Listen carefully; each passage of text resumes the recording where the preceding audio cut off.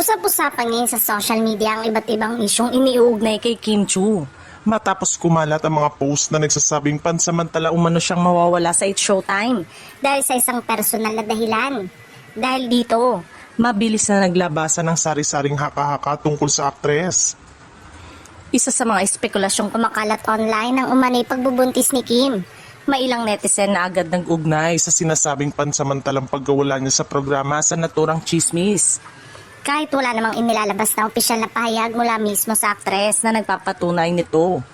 Sa gitna ng mga lumalaking usapan, nadamay na rin umano ang ABS-CBN executive na si Cory Vidanes na ayon sa kumakalat na pahayag ay diretsang itinanggi ang mga isyong ibinabato kay Kim.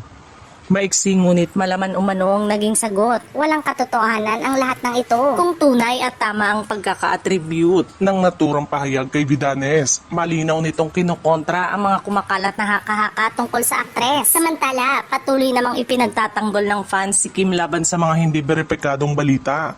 Para sa kanila, hindi dapat bigyan ng ibang kahulugan ang bawat pagbabago sa schedule, pananamit o personal na desisyon ng aktres, lalo na kung nauuwi ito sa mga espekulasyon tungkol sa kanyang katawan at pribadong buhay.